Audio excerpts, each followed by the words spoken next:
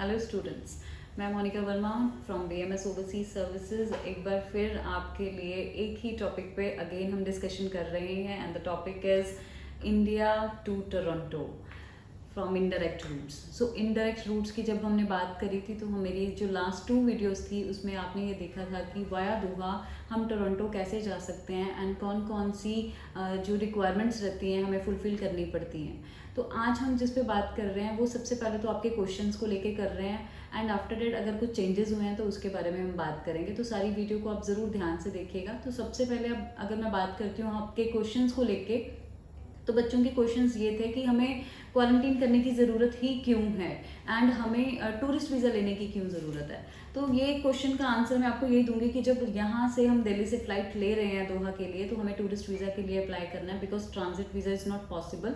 तो आप tourist visa के लिए दोहा पे जाते हो और जब आपको दोहा में टूरिस्ट वीज़ा मिलता है तो इमिग्रेशन जब आप क्लियर करते हो वहाँ पे जाके तो इमिग्रेशन पे आपको ये क्वेश्चन पूछा जाता है कि अगर आप टूरिस्ट पे आए हो तो अपनी होटल बुकिंग दिखाइए। होटल बुकिंग दिखाने के लिए हमें मिनिमम 1 नाइट स्टे और मैक्सिमम 2 नाइट या 3 नाइट का स्टे लेना होता है एंड आफ्टर दैट एयरपोर्ट पे जो हेल्थ डिपार्टमेंट्स बने हुए हैं वहाँ पे आपका RT-PCR का टेस्ट होता है। सो क्वारंटीन इज़ मैंडेटरी, आपको करना ही पड़ेगा 1 और 2 नाइट्स का बिकॉज हम टूरिस्ट पे जा रहे हैं एंड विद होटल बुकिंग पे जा रहे हैं। सेकेंड बात आती है कि RT-PCR टेस्ट की रिपोर्ट हमें कितने टाइम पे मिल जाती है। सो बेसिकली 6 आवर्स मिनिमम लगते ही हैं कि 6 घंटे में आपको रिपोर्ट मिल जाती है, बट मैक्सिमम ये टाइम 12 to 15 आवर्स का लग सकता है। सो दैट्स वाई हम आपको सजेस्ट करते हैं कि 2 नाइट का स्टे लो सो डैट कि आपके पास इनफ टाइम हो अपनी नेक्स्ट फ्लाइट के लिए, सो डैट आपको परेशानी ना कहीं पे भी आए कि आप नेक्स्ट फ्लाइट ही ना ले पाओ और आपको फ्लाइट कैंसिल करवा के हमें अगेन आपकी फ्लाइट को रीस्केड्यूल करवाना पड़े। सो 2 नाइट का स्टे मिनिमम एक रिक्वायर्ड ही है। अब बात आती है कि बच्चे कह रहे हैं कि इस टाइम पे जो आज हमें सुबह से ये न्यूज़ मिल रही है कि स्टूडेंट्स ने हमें ये कहा कि बहुत सारे लोग ये अफवाह फैला रहे हैं कि क्वारंटीन 10 डेज़ का मैंडेटरी कर दिया गया है जितने भी इनडायरेक्ट रूट हैं, आइदर वो सर्बिया, यूक्रेन, मालदीव्स या कोई भी रूट चल रहा है तो उसमें 10 डेज़ का क्वारंटीन मैंडेटरी कर दिया। बट ऐसा कुछ नहीं है, इट्स अ फेक न्यूज़। आप कतर गवर्नमेंट की साइट पे जाके भी देख सकते हैं, तो वहाँ पे ऐसा कुछ नहीं है। फुली वैक्सीनेटेड पीपल के लिए उन्होंने क्वारंटीन को मैंडेटरी नहीं किया, बट RT-PCR टेस्ट को मैंडेटरी ज़रूर किया हुआ है। सो जब भी आप यहाँ से जाते हो RT-PCR का टेस्ट आपको ज़रूर करवाना पड़ेगा। अब हम थर्ड बात करते हैं कि क्वारंटीन अगर आपने कर लिया, फ्लाइट आपने नेक्स्ट ले ली, फिर उसमें क्या क्या चेंजेस रहेंगे। जब आप अपनी फ़्लाइट दिल्ली से हम दोहा जा रहे हैं एंड दोहा के बाद हमने अपनी नेक्स्ट फ़्लाइट ले ली पेरिस के लिए, तो जो पेरिस के लिए आपकी फ़्लाइट रहेगी वो कतर एयरवेज़ होगी। कतर एयरवेज़ जब आप पेरिस में पहुंचोगे तो वहाँ पे 4 आवर्स का स्टॉपेज रहेगा एंड आफ्टर दैट आप अपनी नेक्स्ट फ्लाइट लेते हो एयर कनाडा की जो मॉन्ट्रियल में जाके रुकेगी एंड मोस्ट प्रोबेबली आपकी जो इमिग्रेशन है वो मॉन्ट्रियल में ही क्लियर हो जाएगी। सो ये तो एक रूट है।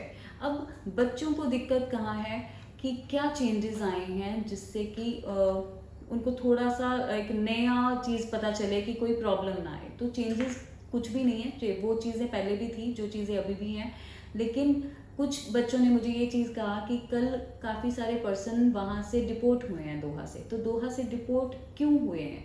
तो अगर आपको कुछ ऐसी न्यूज़ मिली भी है तो उसमें से ये रीज़न मैं आपको दूंगी कि वो लेबर क्लास जो वर्क परमिट के पर्सन गए थे वो उनके लिए था कि उनके पास इनफ फाइनेंशियल्स नहीं था, वो वहाँ पे चेक नहीं करवा पाए, दिखा नहीं पाए।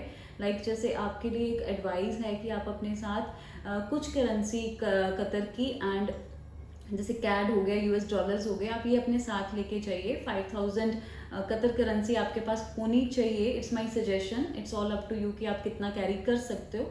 बट अगर आप इतना ज़्यादा कैरी नहीं कर सकते तो आप अपने अकाउंट्स में 1.5 से 2 लाख रुपए अगर आप अकाउंट्स में दिखाते हो कि आपके पास इतना फाइनेंशियल्स है तो इमिग्रेशन को भी लगता है कि you belong to a well settled, कि ऐसा कुछ इश्यू नहीं है, आप फाइनेंशियली स्ट्रांग हो। तो ये चीज़ें अगर आपके पास होंगी, आप अपने साथ कैश ले रहे हैं आपने, बिकॉज आपके पास कनाडा का ऑलरेडी ऑनवर्ड वीज़ा भी है जहाँ जो आपने ऑनवर्ड फ्लाइट लेनी है, तो आपके लिए ऐसा कोई इशू नहीं आएगा। वो उनके लिए इशू आ सकता है जो इलीगल वे से जा रहे हैं। आपके पास लीगल वे है, सो आपके लिए तो कोई प्रॉब्लम आनी ही नहीं चाहिए। तो मेरी एक एडवाइस है कि जब हम ये रूमर्स सुनते हैं तो हम डर भी जाते हैं एंड बहुत सारी कॉल्स भी आनी शुरू हो जाती हैं। सो वो चीज़ों को लेके कंफ्यूज मत हो। यू आर इंटेलिजेंट, आपने वीज़ा लिया है, आप ऑनलाइन स्टडी कर रहे हैं, यू आर ब्रिलियंट कैंडिडेट्स। आप खुद देख सकते हैं साइट पे जाके कि क्या क्या चेंजेस आ रहे हैं। एज सच ऐसा कुछ नहीं है। अगर किसी कंट्री ने डोर ओपन करे हैं आपके लिए तो डेफिनेटली कुछ ना कुछ वो भी लिमिटेशंस देखेगी एंड वो चीज़ें देखेगी कि उनकी कंट्री को भी कोई प्रॉब्लम ना आए। तो ऐसा कुछ नहीं है कि उन्होंने ये चीज़ें सडन फ्यू मिनट्स के बाद वो चेंज कर देंगे। वो सब चीज़ें नॉर्मल ही हैं। आप जा रहे हो एंड वहाँ पे पहुँच भी रहे हो एंड आफ्टर डेट आपकी जो ऑनवर्ड फ्लाइट है वो भी आपको मिल ही रही है, बच्चे वहाँ पे पहुँच भी रहे हैं। तो ऐसा कोई प्रॉब्लम नहीं है, आप अपनी फ़्लाइट्स को बुकिंग करवा सकते हो। And one more thing, I'm not a travel agent, I am an education consultant.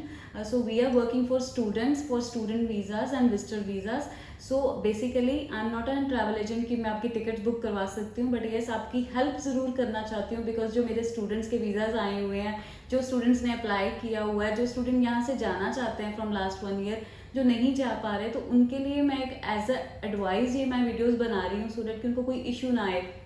क्योंकि टिकट्स बच्चों को बहुत महंगी मिल रही है, जो बच्चों का बजट भी नहीं है। तो प्लान करिए एंड एक राइट प्लान करिए, एक सही कंसल्टेंट के पास ही जाइए। जो ट्रैवल एजेंट्स भी हैं उनके पास भी आप जा सकते हैं, कोई इशू नहीं है। इवन कि आप अपना खुद भी रूट बनाना चाहें एंड खुद ही फ्लाइट बुक करना चाहें, यू कैन, आप कर सकते हैं। बट येस, प्रॉपर रिक्वायरमेंट्स को मीट करके ही कोई प्लान करिए। सो ये जो प्लान है इस टाइम पे एक्चुअल में स्टूडेंट्स के बजट में है। दैट्स वाई बजट स्टूडेंट्स जो हैं वो वाया दोहा जाना चाहते हैं। क्योंकि अगर हम मैक्सिको की बात करें, वाया मैक्सिको तो जो बच्चों का बजट है वो बहुत ज़्यादा, इतना ज़्यादा नहीं होता कि वो इतने हाई बजट में एक टिकट को बाय कर पाएँ। तो दोहा इज़ द बेस्ट रूट, आप ले सकते हैं, कोई प्रॉब्लम वाली बात नहीं। रह गई बात चेंजेस की, सर्कमस्टांसेस एंड सिचुएशन की, वो कोई भी नहीं बता सकता कि किस टाइम पे क्वारंटीन बढ़ा दिया जाएगा, किस टाइम पे कैंसलेशन हो जाएगी। उन सब चीज़ों को प्रिपेयर अपने माइंड में करके ही आप अपनी टिकट को बुक करवाएं। बिकॉज ये सब टिकट्स नॉन रिफंडेबल ही रहती हैं, रिफंडेबल बहुत कम होती हैं। अगर रिफंड मिलता भी है तो बहुत पार्शियल रिफंड मिलता है। सो अपने पैसे को लगाने से पहले ज़रूर 2 बार सोचिए कि आप जो पैसा लगा रहे हैं वो कहीं ना कहीं रिस्क पे तो है। एंड जब हम इतना रिस्क पे कोई चीज़ लगाते हैं तो आपको ये प्रिपेयर तो रहना पड़ेगा कि इन केस मेरा क्वारंटीन बढ़ भी गया तो then yes I can manage. अगर आप मैनेज कर सकते हैं तभी अपनी टिकट्स को बुक करवाइए।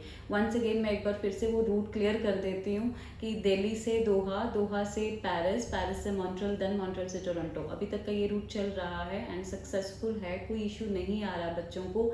अगर किसी को इशू आया है तो वो एक अलग परमिट वाले बंदे थे जो गए एंड जिनके पास फाइनेंशियल इश्यूज थे जिसकी वजह से डिपोर्ट किया गया, या जिनके पास कुछ लीगल प्रोसेस डॉक्यूमेंटेशन कंप्लीट नहीं था।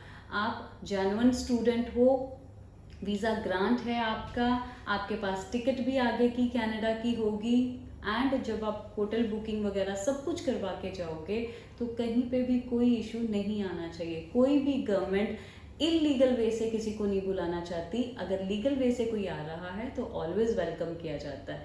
अगर कोई डाउट है, कोई क्वेश्चंस है, आप हमारे नंबर पे कॉल कर सकते हैं। Our contact number is 9887100040। Otherwise आप अगर ऑफिस विजिट करना चाहते हैं, इट्स मोस्ट वेलकम, आप ऑफिस विजिट करिए। Thank you so much.